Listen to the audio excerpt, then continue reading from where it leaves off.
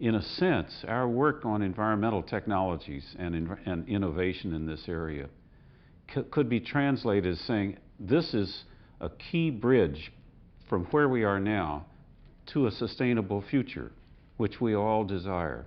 It's a way of saying we want to treat the future as though it really matters. And the Environmental Technologies Initiative treats the future as though it matters. It enables us to provide our economic base and yet at the same time protect our health and our environment. The Environmental Protection Agency and the Clinton-Gore administration are promoting environmental technologies so we can do the job of environmental protection cheaper, cleaner, and smarter. It's our world. We must all lend a hand to preserve its oceans, air, and all of its land. We must guard our buried treasures. Keeping the earth green should be one of our pleasures. Protecting our forests and animals is a must. Recycling and cleaning up the earth's litter and dust. Developing technologies will help clean up our planet. Promoting environmental awareness cannot be taken for granted.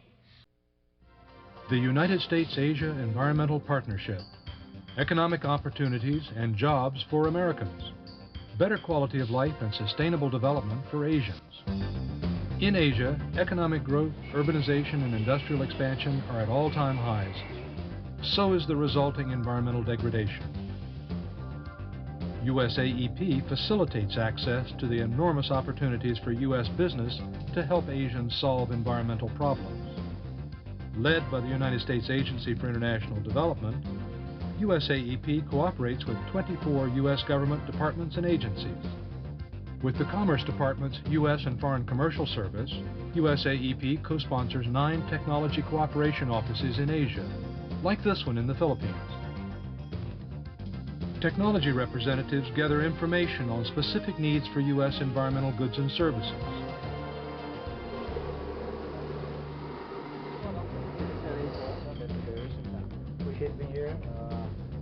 The waste reduction assessments of USAEP's ASEAN Environmental Improvement Project identify ways industrial facilities can minimize pollution through better management and new technology. Technology representatives around Asia generate trade leads and transmit them to USAEP's Environmental Technology Network for Asia. 3,000 U.S. environmental companies have registered for this service that matches leads to appropriate firms in the database. Companies matched to a specific opportunity receive the notices electronically to facilitate a quick response. The private sector then takes over. From the trade opportunity notice, our office is... Contact USAEP's Environmental Technology Network for Asia to register for this free service. Through USAEP, Asians and Americans work together toward a cleaner, sustainable, and mutually supported future. Soil exposed to hydrocarbons from leaks or spills requires cleanup to avoid harmful effects to human health and the environment. The amount of soil contaminated from a leak can be significant. Traditional waste handling practices have included using landfills for disposal of contaminated soil. But with the inherent liability associated with landfilling this untreated waste, and in an effort to provide a cost-effective permanent solution to this problem, the Naval Facilities Engineering Service Center has pioneered biological treatment technology at several military bases in California. With military commands discovering the convenience this technology offers, the Engineering Service Center is currently transferring this technology to other government agencies and private organizations. These treatment facilities use a natural process called bioremediation to treat contaminated soils in engineered soil piles known as heap biopiles. The bioremediation process utilizes naturally occurring microorganisms found in soil.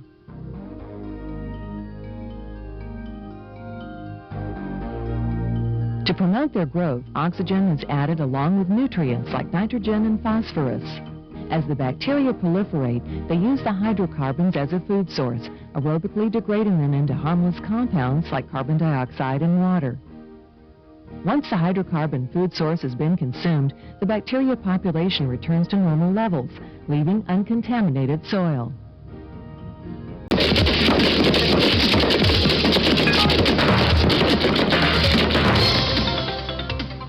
Since 1990, the Naval Facilities Engineering Service Center and the Bureau of Mines Salt Lake City Research Center have been working jointly in the development of a process using existing mining industry techniques to remove heavy metals from small arms range impact berm soils.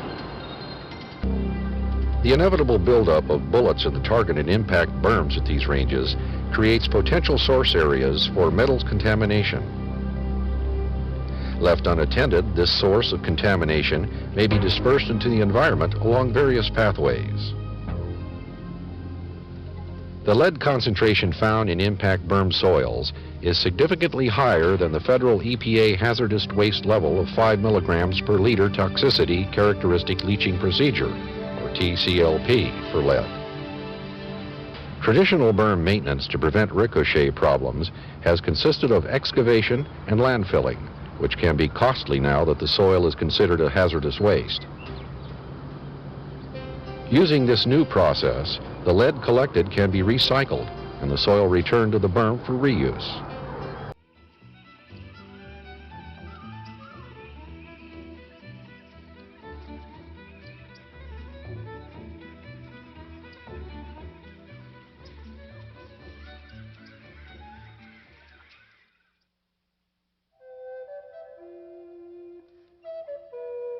Generally, the goal of the Corps of Engineers is to advance the state of the knowledge in the field of wetland science.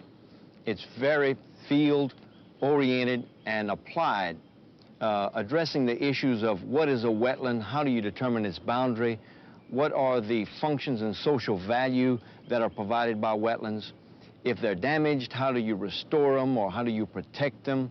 Once you have a valuable wetland, how do you manage for those functions and social values? The Waterways Experiment Station with its environmental laboratory is the primary research facility in charge of the Wetlands Research Program. But we're coordinating our activities with many different federal, state, local agencies, academic groups, etc. So it's a fairly broad research program. In addition, the Corps' wetlands projects are a significant part of the nation's overall wetlands program. Corps water resource projects impact on flood control, hydropower, navigation, and also on wetlands. Applied research results also assist with management of Corps recreational facilities and, at the same time, enhance fish and wildlife habitat. The Corps holds in trust and manages more than 9 million acres of the nation's lands. These areas and ongoing projects affecting the wetlands there represent a major investment of public resources. Technologies emerging from the Wetlands Research Program will give decision makers within the Corps the tools needed to manage wetlands programs based on up-to-date, scientifically developed information. Other wetlands experts also benefit from the information. The specific goals of the Wetlands Research Program are to provide information or data to the field elements so that their personnel can make the best informed decisions in a timely manner. Another very important goal of the Wetlands Research Program is to combine the scientific and engineering disciplines to provide standard methods and techniques to solve wetland problems. Already in the Department of Energy, through the efforts of environmental management and the efforts of the entire team representing the department, one has to point to our national laboratories as well, are already delivering in this area. As an example, we have a goal for this fiscal year to deliver to the marketplace 25 new environmental technologies. So we'll hit that mark because we have a little habit of exceeding our mark because we've disciplined ourselves to talk about deliverables, to commit to them on a handshake, and to really be measured by our performance and not our words. In an effort to coordinate the research, development, and demonstration activities taking place within the EM program, the problems have been divided into 5 categories or focus areas: high-level waste tank remediation, mixed waste characterization, treatment, and disposal, landfill stabilization, contaminant plume containment and remediation, facility transitioning, decommissioning, and final disposition. Each focus area addresses a specific kind of waste or cleanup problem. Projects and programs within each area are designed to develop solutions that will be applied within the focus area and eventually to other problem areas.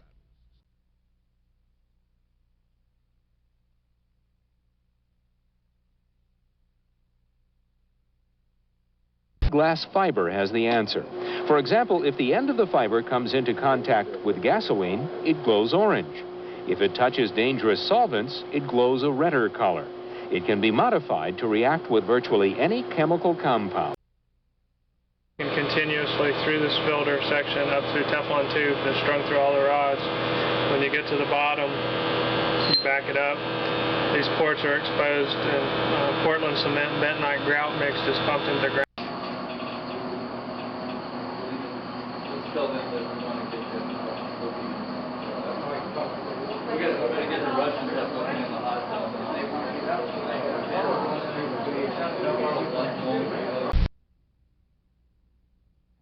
Which were not contained in the original CAD drawings, vertical pipes, for example, will be detected by the sensor tower. The robotics tank waste retrieval team is developing design and procurement specifications for the manipulator system and facility modifications. The testbed components are expected to arrive in 1994, and initial functional use of the system is expected in 1996. The planned enhanced demonstration of manipulator-based retrieval will provide a complete system that later will interface with the EM30 supplied interim waste storage and transfer equipment, creating a complete waste retrieval solution. Waste site boundaries. It can be steered under the waste site, passing under several waste pits. It can daylight on the far side. The soil concentrates provide silica for glass forming. Studies of ancient glasses have revealed that after hundreds of thousands of years, glass shows little or no deterioration. This leads scientists to believe waste made into glass will also remain stable for millennia. Sometimes found at disposal sites. Extremes in temperature during storage or transport are simulated by freeze-thaw testing. Microbial degradation and radiation damage is assessed. Glass-like phase and a reduced metal phase are created. The glass-like vitreous phase can then be safely stored, and the reduced metal phase can be recycled in principle. Once that is complete, this soil is clean enough to be used for backfill on the site. Hazardous materials.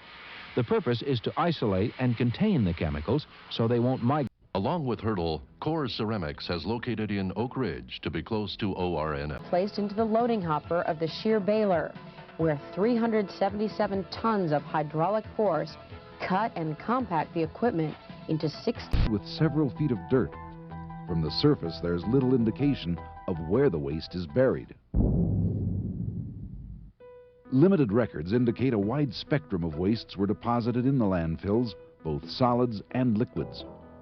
Because groundwater is typically hundreds of feet below the surface, early waste.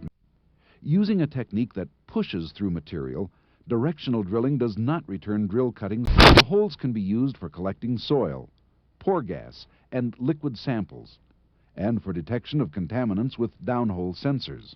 Tanks or building complexes without demolishing existing structures. It can easily maneuver around most obstructions. Sea mist is commonly used. Bottoms. However, there's now evidence that some chemicals have migrated in the soils beneath some of the landfills. The diverse types of waste, combined with the uncertainty of waste.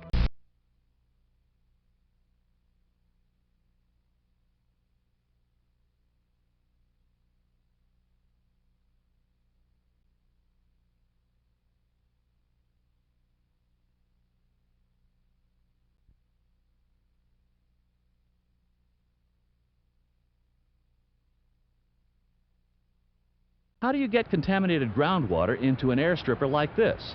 The solution? Wells.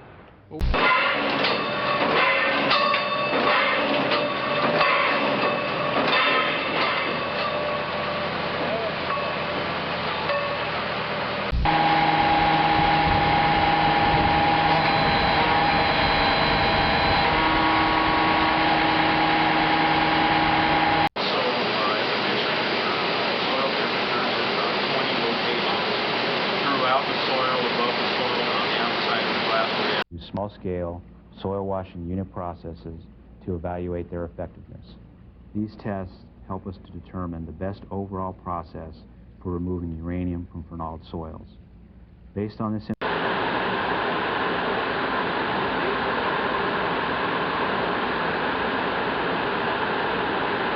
For years, this was a gasoline storage and pumping area. 17,000 gallons of gas leaked deep into the ground.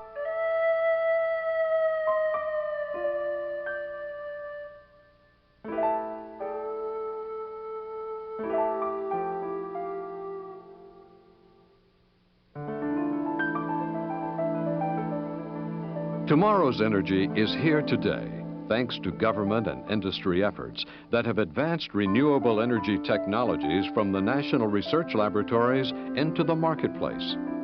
The renewable energy technologies that contribute to our energy mix today give energy consumers exciting new options that are abundant, clean, and efficient. And by choosing new energy efficiency and renewable energy technologies, Americans can significantly improve our environment, reduce our dependence on foreign energy sources, and increase our economic competitiveness.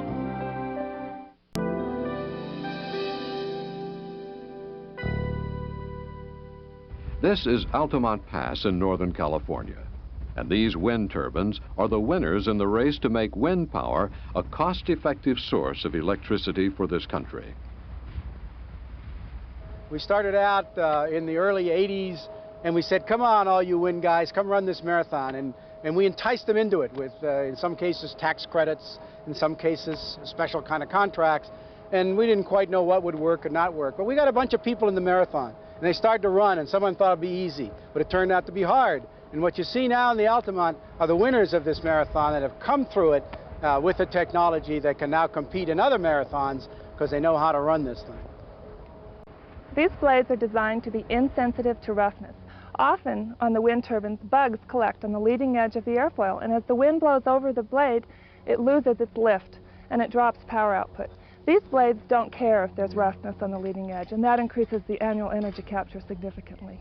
What you see here to some extent in this area and in Altamont Pass is an attempt by California and to some extent the national program to nurture technologies out of the laboratory, bring them into use, put them into practice, because our studies show that you get additional reductions in cost and you get additional efficiencies by practicing in the marketplace.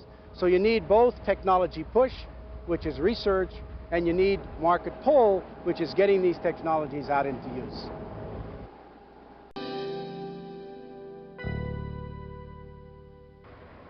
Americans produce over 208 million tons of municipal garbage in the form of solid waste each year. That's about 1 ton for every man, woman, and child in this country. Many cities, like Rochester, Minnesota, are utilizing new technologies to cleanly burn their waste as fuel to heat homes and run industries. Our job is to do what other people have difficulty doing with trash. When people are done composting and recycling, we're left over with the yuck that can't be recycled or composted, and we turn it to energy. Every ton of garbage that we burn means about 1/3 to 1/2 of a ton of coal that doesn't get burned somewhere else. New waste-to-energy facilities operate with state-of-the-art pollution controls to avoid harmful emissions. These plants take trash that can't be recycled profitably and use it to generate valuable electricity. That reduces the amount of waste going to landfills by 90%. Another way to use the waste is to recover the unwanted methane from the landfill and use it for heating. This nursery in Michigan produces salad greens and herbs. It was built on a closed municipal waste dump on purpose. Methane from the landfill is recovered and used to heat the nursery. We've taken the landfill and we've used it for something positive. We generate electricity from the energy, we heat the greenhouse with it, and we produce these fine edible products. Normally, once a landfill is finished, it's not used for anything productive. And in that perspective, I think it's one of the best things that we can do. We began using photovoltaics, or solar cells, for our space programs to provide electricity for our satellites. Over the past 20 years, the federal government has contributed about $1 billion and private industry twice that much to bring photovoltaics down to Earth. At another site in Austin, a different photovoltaic technology is being used. This system uses lenses to concentrate the sun, so fewer solar cells are needed. The project was a cooperative effort of the U.S. Department of Energy, the state of Texas, the City of Austin Electric Utility, 3M, and ENTEC. The system produces approximately 300 kilowatts worth of power. It provides power for the lighting load on the parking ramp. The lighting load is approximately 90 kilowatts. The excess power is fed into the utility grid, and the utility then utilizes it for approximately 100 homes within the region. And photovoltaics may even be used for transportation soon. As more and more electric cars appear on American highways, photovoltaics may also provide the electricity to run them. By the end of this decade, solar carports like this are expected to provide a source of emission-free daytime recharging for electric vehicles. The idea of the carport is that it will fill up your batteries, if you will, during the daytime, so we don't have to burn oil or burn gas or import it to supply that energy to recharge the battery. You can do that during the daytime without any of the emissions associated with burning oil or burning gas. This 3M tape plant in South Carolina is a better neighbor because of a new solvent recovery system developed by 3M and Nucon International with support from DOE's Industrial Waste Reduction Program. The new solvent recovery system works like this. The solvent vapors come out of the plant and are run through a carbon-filled tank. This process is similar to a smoke filter in your home, which runs smoke through a little carbon bed. The process at 3M does the same thing, but it also recovers the solvents by running hot nitrogen through the carbon to vaporize them. Out comes a nitrogen solvent gas, which is cooled down to below 0 degrees. At that temperature, the solvent condenses, and the liquid solvent is pumped out. In the electronics industry, a new process for soldering components conserves energy, cuts costs, and eliminates the need for ozone-depleting chlorofluorocarbons, or CFCs. This revolutionary process is being developed under a research agreement between the U.S. Department of Energy and Motorola at 2 of DOE's national labs. This is a typical circuit board assembly, and it contains many small components.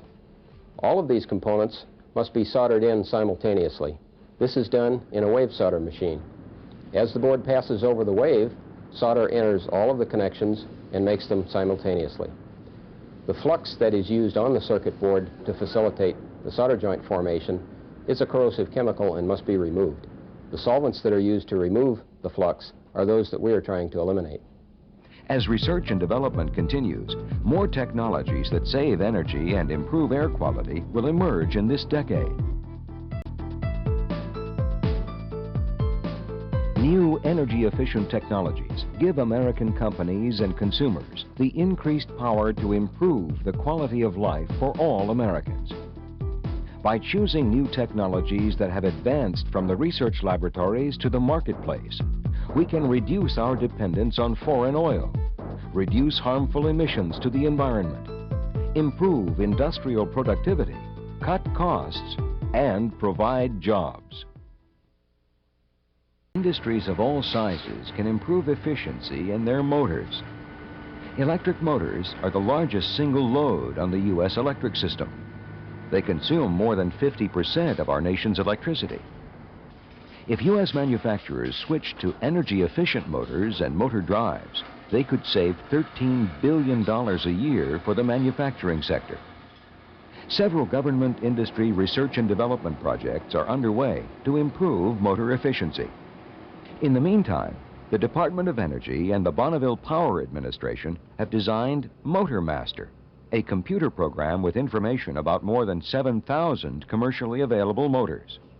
The properties and performance of materials is important to the operating efficiency and life of industrial equipment. So the Department of Energy is supporting a wide range of materials research that could increase the thermal and mechanical efficiency of industrial systems and lengthen the service life of equipment. Promising areas include tough, crack-resistant ceramics. In addition to saving energy, these new systems, such as refrigeration, air handlers, high-efficiency motors, and improved lighting, reduce costs, reduce pollution, and keep jobs. At one point in time, with benchmarking between locations, we were probably hovering at the bottom of the pack within our peer group. Now we're leading the pack. The Piandosi Baking Company is another success story. In this case, it was Massachusetts Electric that helped Piandosi purchase a variety of energy-efficient equipment, including variable speed drives and energy-efficient motors, and provided other incentives through its demand-side management programs. In the last 6 years, we've been able to increase our production by 35%. However, our utility bill has actually decreased 12% and since then stayed constant with all these projects we've been adding every year. And we're just delighted about it. It's easy to go out and get sales. Lighting our buildings also wastes energy. Lighting and the associated cooling load consumes up to half the electricity used in many commercial buildings and costs us up to $30 billion a year. But if we replace existing lighting with new energy-efficient lighting, we could cut energy consumption associated with lighting in half. The Superfund Amendments and Reauthorization Act of 1986 stressed the importance of permanent solutions to hazardous waste sites. As one result, the EPA established the Superfund Innovative Technology Evaluation Program, or SITE, to accelerate development, demonstration, and use of innovative cleanup technologies. The SITE program has 4 components. The demonstration program evaluates a wide range of innovative technologies. These technologies, generally demonstrated at Superfund sites, undergo an unbiased evaluation and gain publicity. During the demonstration, EPA collects and reports performance and cost data.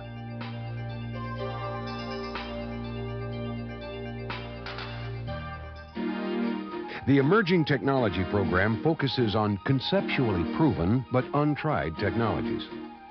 EPA and the developer share the costs of bench and pilot scale development and testing during a 1- or 2-year research effort.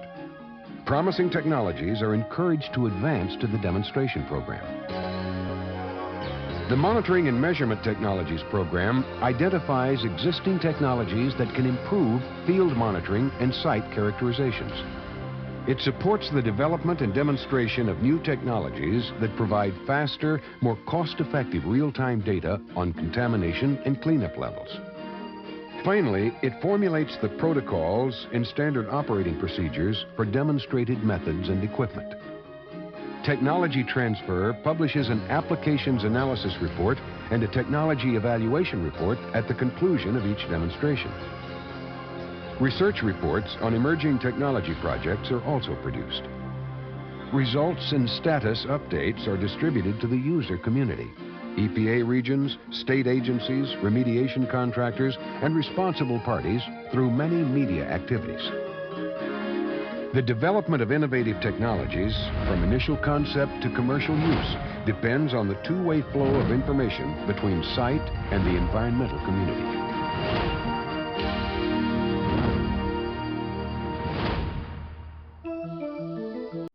The key to success in achieving our economic goals, our jobs and the likes, as well as our environmental goals, lies in technology. Technology provides options to do things better and in new ways. It's one of the few investments we can make that really give you some new things to work with, and that's why it's so powerful. There are a lot of jobs out there for American workers in developing these environmental technologies and not only selling them here but also abroad. There's a big emerging international market for the kinds of technologies that enable you to do things, provide goods and services, but with less environmental consequences. And we want to be the world's leader in environmental technologies and in that marketplace because it's a big and growing marketplace. We also want to be the leaders because our people are as demanding as any people around the world about wanting to have a pleasant environment as well as a strong economic future. Last July, I released the report called Technology for a Sustainable Future, which lays out the key issues associated with the advancement of environmental technology. We asked the National Science and Technology Council to undertake a series of technical workshops and policy symposia around the country to learn more about the views of individuals in industry, academia, NGOs, and state and local government as to how federal policies and programs can be improved to encourage the advancement of environmental technologies. The demand for environmental technologies is growing both here and around the world, and it is a demand for U.S. technology and expertise, and that means jobs for American workers. Here at the Environmental Protection Agency, we're reforming our environmental rules so that we can make sure that the new technologies, the cost-effective solutions, are available to the people of this country as quickly as possible. Despite all of the progress that we've made in this country, we still have significant problems. 40% of our rivers, our lakes, are not suitable for fishing and swimming. Air pollution in far too many of our major metropolitan areas. We need to look to new technology, creative technology, so that we can provide to the people of this country clean air to breathe, safe water to drink. The Environmental Protection Agency's responsibility is to set strong standards, standards that clearly protect the health of the American people, and then to work with industry and others to find flexible, common sense, cost-effective solutions. The Environmental Protection Agency is committed to working with all interested parties to secure a cleaner environment. Through our Common Sense initiative, we're bringing together industry, communities, state government, environmentalists to develop blueprints on how to best provide a cleaner environment on an industry-by-industry basis. Environmental technologies have a potential for a huge impact on our society from two dimensions. The first dimension is it is essential that we have pure air and clean water, pure air to breathe and pure water to drink, that we have a diversity in the different biological species on our planet for food and for materials. This is the essence of life. So in the first domain, environmental technologies will help provide that for us. But in the process of doing that, it's going to create economic opportunity. On a national and international level, it'll make America much more competitive. The environmental technology market has been estimated to be hundreds of billions a year. This is wonderful. So in the process of improving the planet that we live on, we generate tremendous business opportunities. So I think this is a focus for the future. NASA is working on leapfrog technologies that will allow us to monitor the health of our planet. Just like you go to a doctor and get a CAT scan or a PET scan or an MRI or an X-ray, we're taking images of our own planet to help understand the environment and how the human species is impacting it, how naturally induced causes are impacting it, so we could understand what steps we could take to protect people and to generate new industrial opportunities. We have a load of technologies, but at the present time, we do not understand the forces that cause our atmosphere to interact with the ocean and the land. We don't understand where chemical species are going into the atmosphere from naturally induced causes such as the eruption of Mount Pinatubo and from naturally induced causes such as the emissions from industrial smokestacks. And if we're to have a logical understanding of how to have national policy and international policy to mitigate these issues, we need hard scientific data, not passion and emotion. NASA is about generating that hard scientific data so policymakers can make decisions and U.S. industry could generate new products and ideas to grow and prosper. The role for the federal government in advancing environmental technologies is to do the long-term basic research that normally would not get done by industry. And the very minute industry is ready to pick up on it, to transfer those technologies to industry so it can be commercialized and a service could be provided to the general population and to companies around the world. So we are a catalyst for invention. We are there to do things that normally don't get done.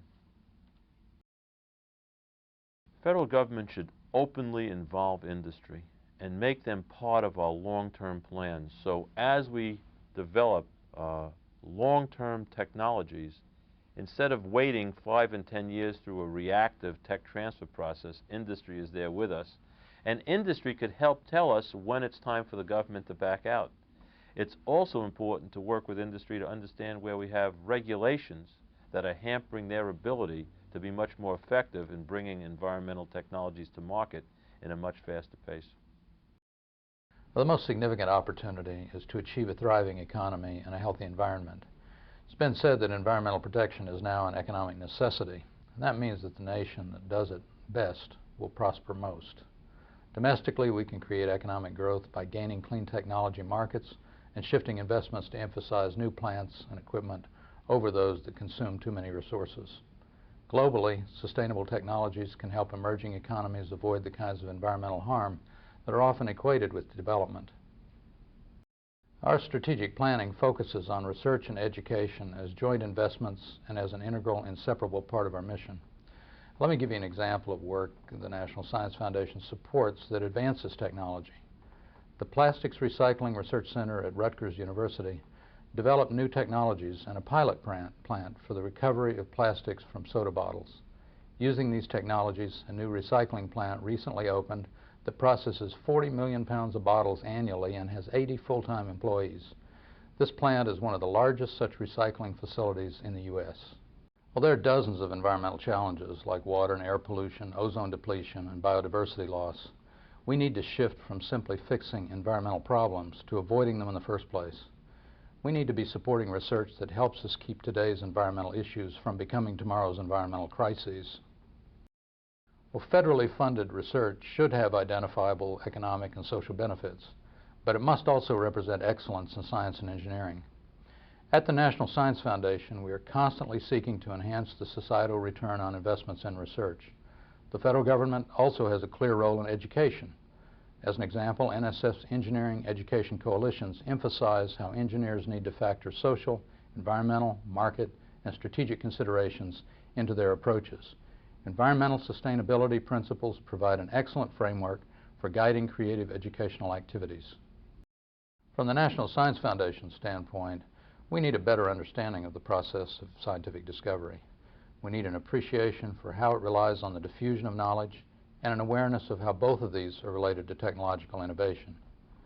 As an example of what we're doing in this area, when an NSF-supported university chemist and an industrial collaborator developed a replacement process for manufacturing polyurethane insulation, they no longer needed to use the highly toxic substance phosgene. This project provided immediate and long-term benefits to the public and to the private sector. The United States is an international leader in the development of new environmental technologies. This is a remarkable and important growing segment of our economy and a great opportunity for us to both create jobs at home and develop exports abroad. 2/3 of the American businesses involved in this field are small businesses. So as you can see, the relationship of the Small Business Administration to this entire area is very important. We signed a memorandum of understanding with the Environmental Protection Agency, and from that there are a host of programs, conferences, and other specific programs, including several pilot programs to help develop new businesses and new technologies. But even beyond that, our traditional, conventional financing programs are helping many small businesses develop their own products and expand into different markets with new environmental technologies. Well, the first is a business challenge to maintain America's lead internationally in environmental technologies. It has environmental as well as commercial implications. And what's important, I think, therefore, for the entire economy is that we continue to maintain this lead with additional innovation so that we can create more jobs and create more wealth here in the United States. What's most important is that federal regulations be clear, consistent, and stable, because the environmental technology industry essentially has emerged from this complex of state and federal regulations. And if we in the federal government can help maintain that sense of order and rational common sense approach to regulations. I think that's the best underpinning for the growth of the entire environmental technologies industry. Well, excuse my own bias, the Small Business Administration, but I believe since most of the advances in the environmental technologies industry are coming about in small businesses, we have to continue as a government to have a very strong commitment to small business.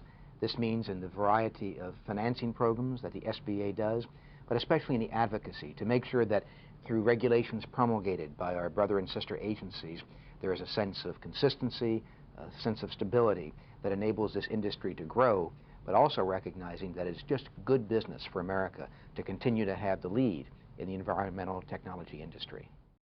Well, I think they're extraordinary. I think that environmental technology could be one of America's great and most important exports in the future. We are #1 in environmental technology now, but we're not #1 in environmental technology exports. Germany is. We need to assume the #1 position because that will create economic growth in America and create jobs in America in a way that we thought wasn't possible a decade ago, and that is through the use of concern for the environment. Several things. We have set up in our International Trade Administration a special office of environmental technology export promotion run by Ann Alonzo, a Deputy Assistant Secretary of Commerce. We're giving a very focused attention to the expansion of environmental technology exports through our advanced technology program and other programs of the Department of Commerce and our Technology Administration. We're focusing on pre-competitive technology developments, many of them in the area of environmental technology. So we're focusing both from a technology commercialization perspective and an export perspective.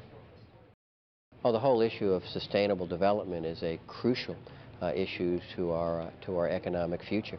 I'd like to believe that the Department of Commerce is the Department of Sustainable Development.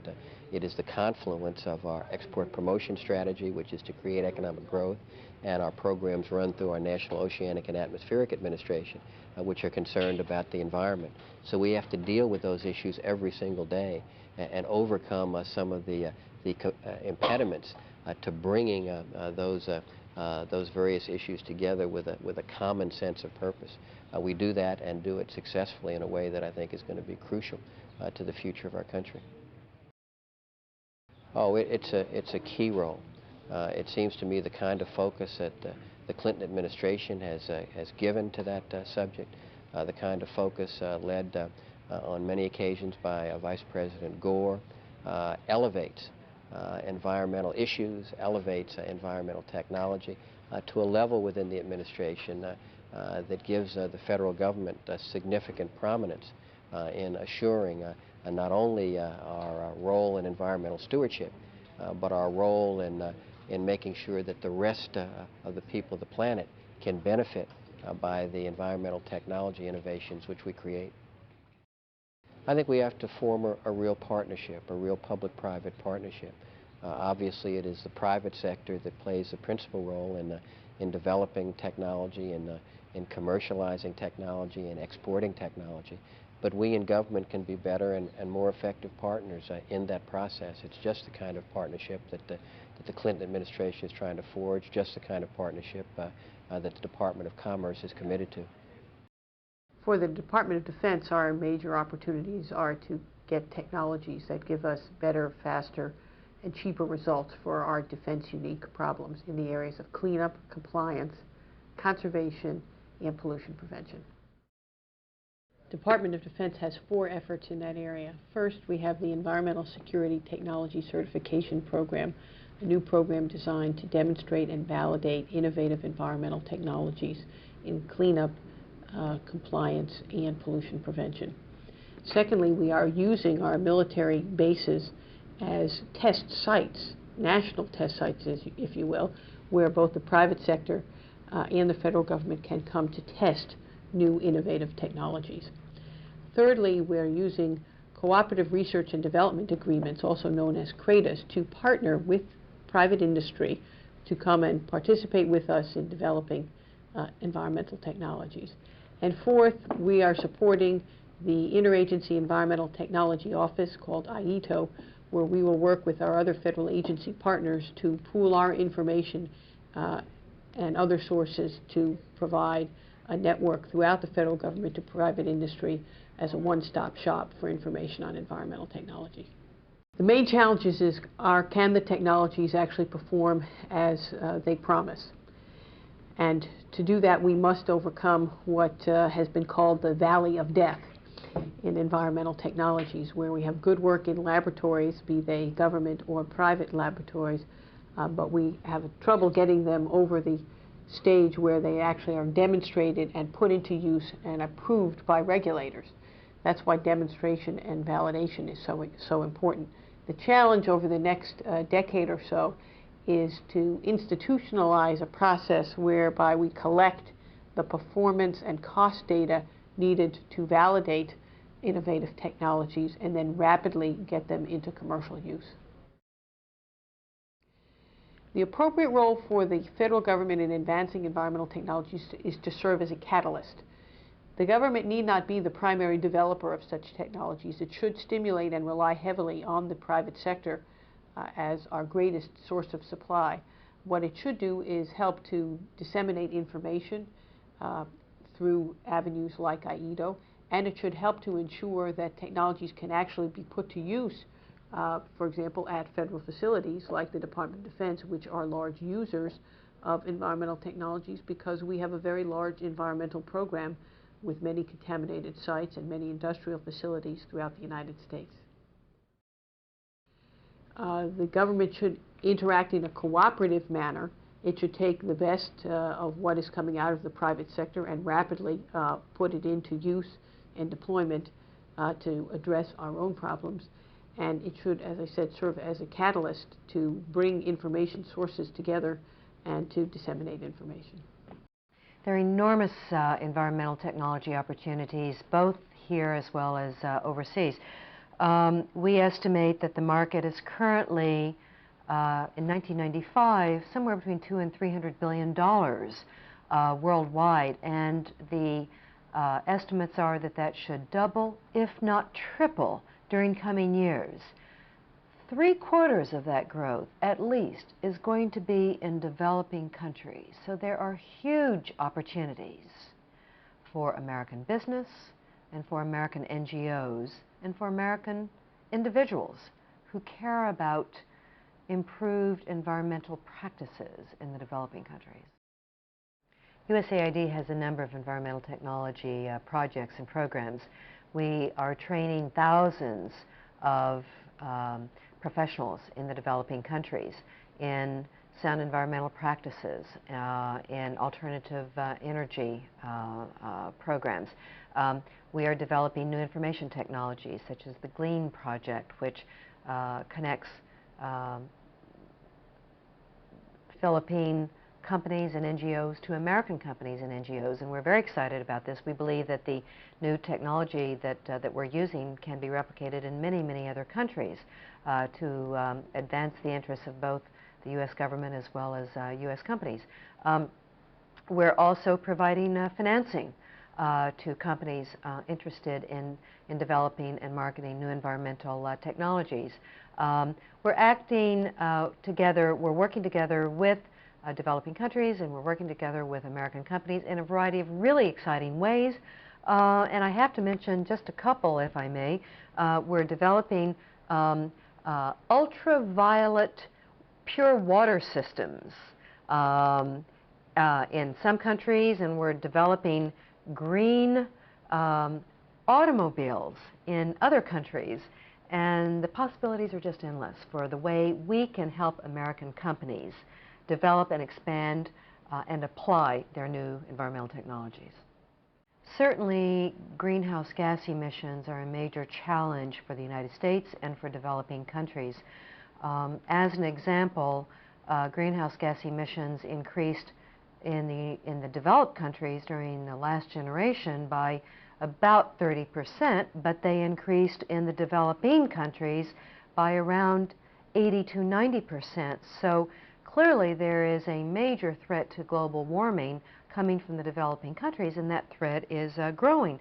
There are biodiversity issues, there's air and water pollution, there are solid waste disposal issues in the developing countries. So there are very serious and growing challenges to sound environmental practices in the developing countries. The appropriate role for the U.S. government is really to work with other governments to improve and strengthen the enabling environment in the country in question.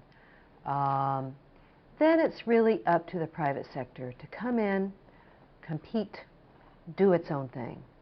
We can help make the framework work, but then companies have to actually get in there and market their products on their own. The U.S. government works together with private companies as partners. We at USAID are working with hundreds of companies as partners.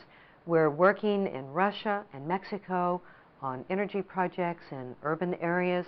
We're working in Chile, Tunisia, India, and other countries to help American companies identify opportunities in countries where we've worked to help improve the regulatory environment. We're working across the board in dozens of countries with hundreds of companies to help provide credit and identify opportunities. And we look forward to working in the next decade with thousands of American companies. It's good for the U.S. government and it's good for American industry. Well, there's just a fabulous future for environmental technology around the world.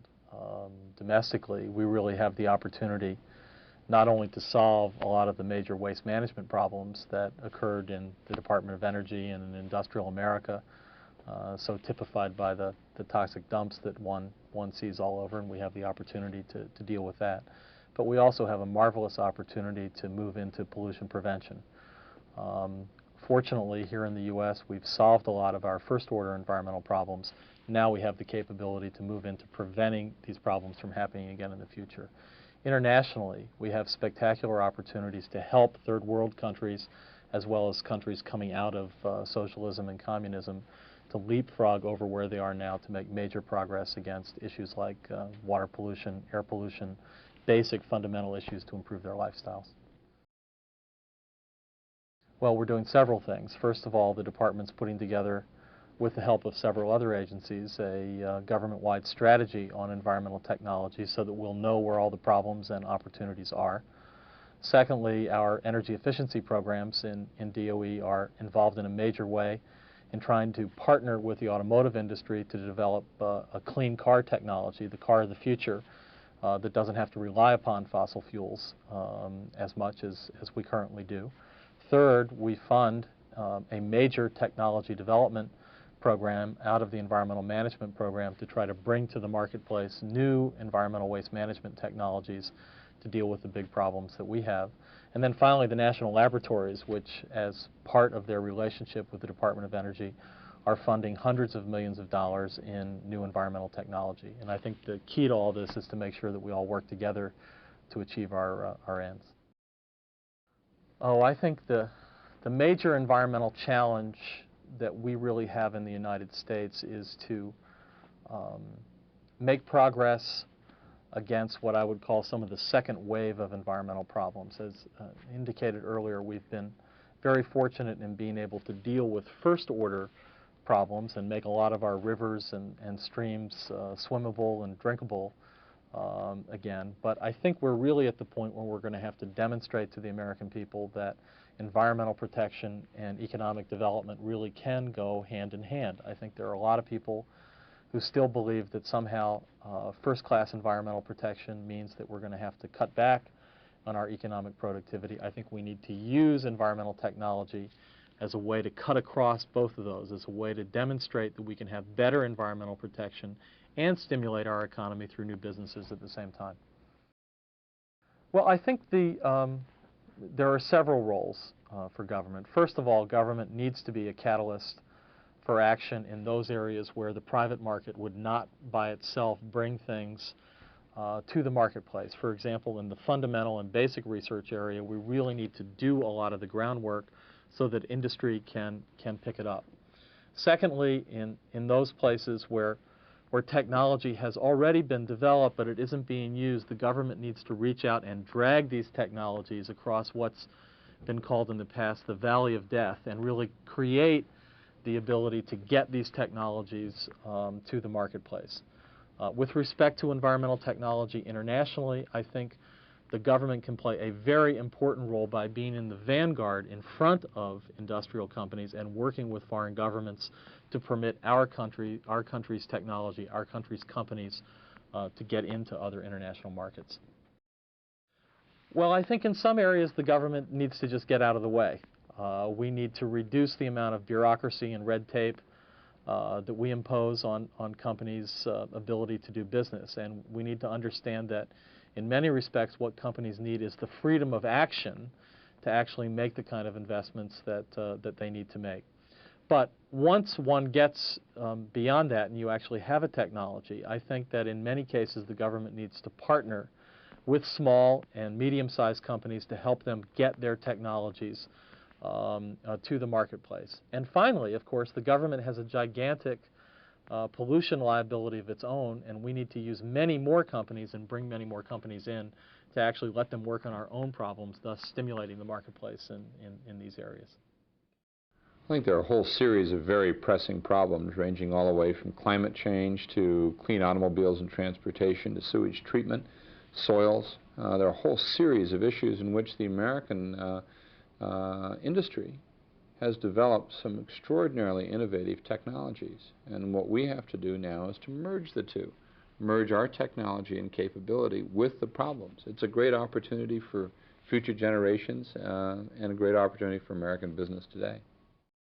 Each one of our embassies around the world has become, as Secretary Christopher said, America's desk. I mean, Secretary says, I'm very proud to sit behind America's desk, and he does. And what we are attempting to do is to represent the United States around the world. And one of the most important representations is of American business. Just about every U.S. embassy now is a really, I think, a very effective facilitator. And I think the State Department surprised a lot of people at the ability of the State Department, the capacity of the State Department to help in this way. I think if we look at global climate change, for example, the question of energy and how we use energy and use energy more cleanly has got to be right up at the top of the list. A second issue is the wonderful opportunity of American pharmaceutical industry, the food fiber industry, in terms of biodiversity, prospecting in the rainforest, prospecting in the wonders of nature, which we can do in the United States better than anybody else. And then, of course, there are a whole series of cleanup technologies that are very expensive, and I think that we're learning a great deal of how to do these in a lot more cost-effective fashion, and we ought to be sharing those technologies as well. I think the federal government ought to be kind of a broker or an advocate. We ought to be a cheerleader. We ought to be helping to facilitate things. That's what the government shouldn't be doing this themselves, not government technologies, but we ought to be helping to make sure that we're doing everything possible to open the door for American business, to illustrate the importance of American business, to showcase it. And we ought to be the sort of the Ringling Brothers, Barnum and Bailey of all of this. You know, show how to do it. Make sure that people come, the 3 rings are filled, and American business will fill them very well. The partnership between the federal government and the private sector is one that I think is developing. It's 200 years of American history in this kind of a partnership, but now seeing it in the environment strategies, environment and the economy. It's a brand new technology, a brand new partnership, and it's working very well. So it's that partnership. We'll be the cheerleader, we'll be the advocate, we'll open the door, we'll do everything we can to facilitate an American business who are the people that really know, what to do and how to do it, and how to do it in a cost-effective, market-based fashion. The Minerals Management Service funds hundreds of environmental studies on the marine ecosystem. This research provides information that is used to develop regulations that ensure that offshore operations do not damage the coastal and marine environment.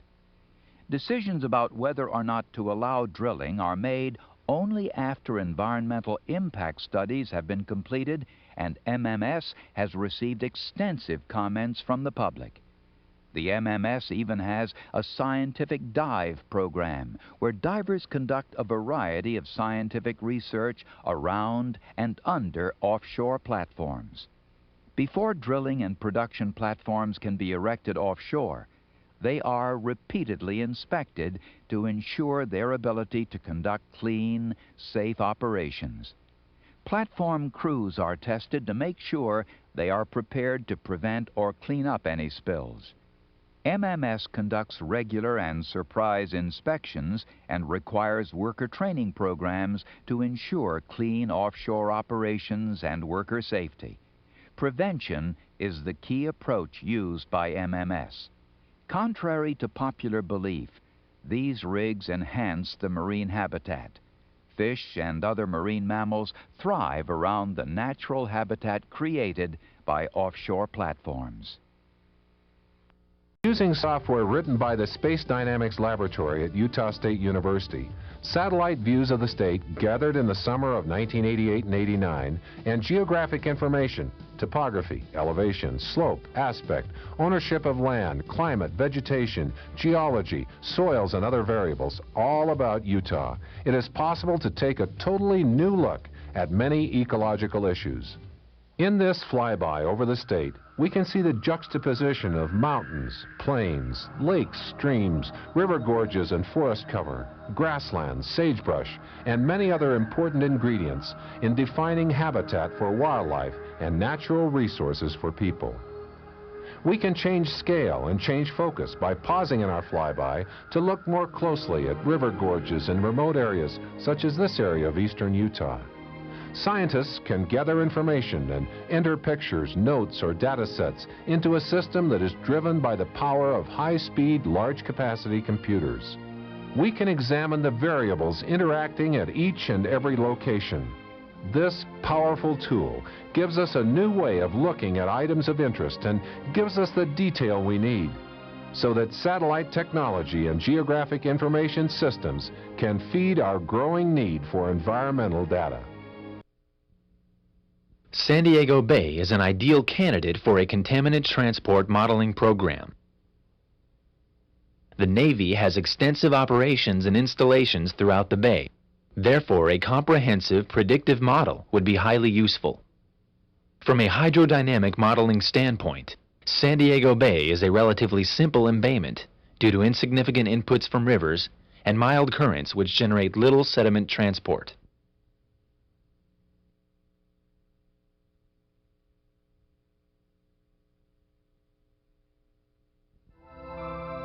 We have run several preliminary simulations for San Diego Bay. Shown here are contaminant concentrations introduced from a constant point source at the mouth of the bay.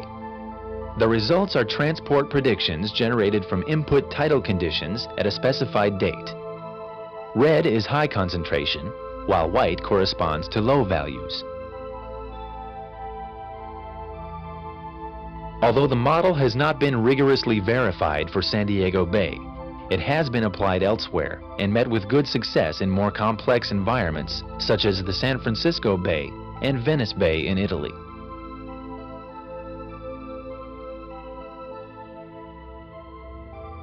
Robbins is using some innovative ideas to clean up the environment. A new test is being done to groundwater which has become contaminated throughout the years by jet fuels and chlorinated solvents. We're utilizing their technology and their research to apply it into the field to see if it actually works in the field as well as it does in the laboratory. Officials are trying to test and find the best and most effective way to clean up the water, and this idea may be the answer. The thing that's so innovative about this technology is that we're using microorganisms. The bacteria that are inside the reactors that you'll see can use the contaminants as a food source, and they break down the contaminant molecules into harmless byproducts, carbon dioxide and water. The result of this test demonstration could lead to a successful cleanup application, which could be used not only at Robbins Air Force Base, but throughout the Air Force and industry-wide.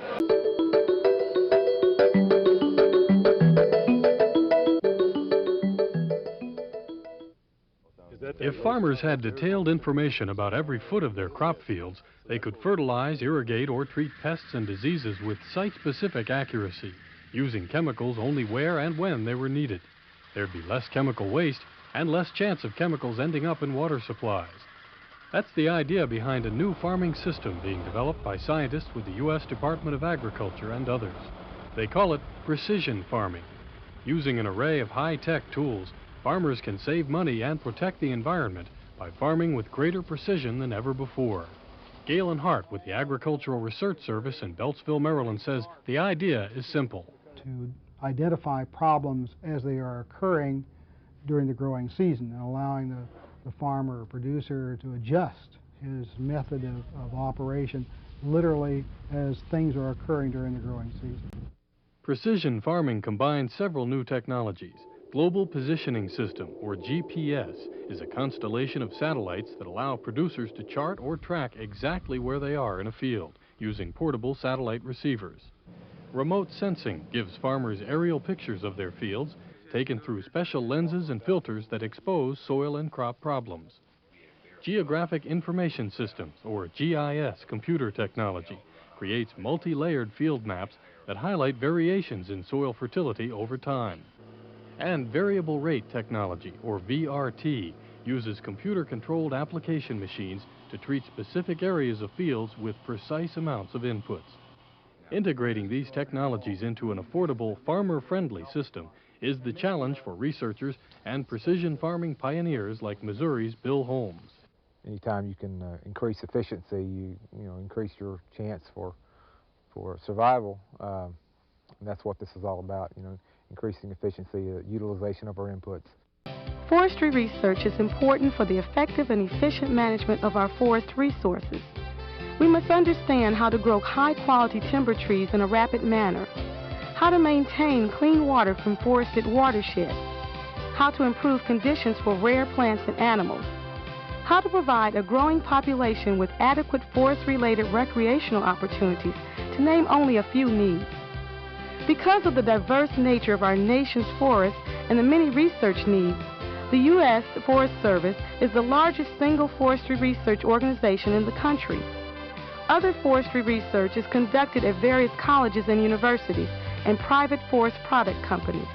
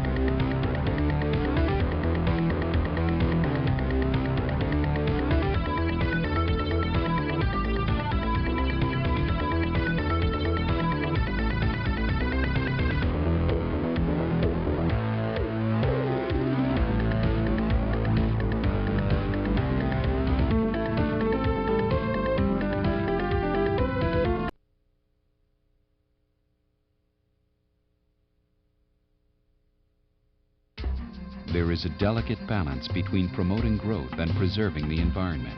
American industry is pioneering environmental technologies to help achieve this balance.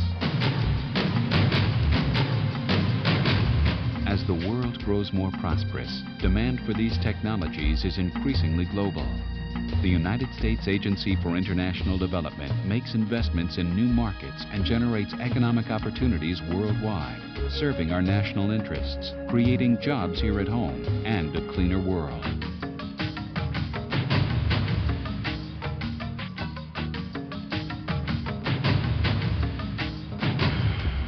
American innovation, environmental technologies, and the U.S. Agency for International Development, striving to achieve the delicate balance between growth and preserving the environment.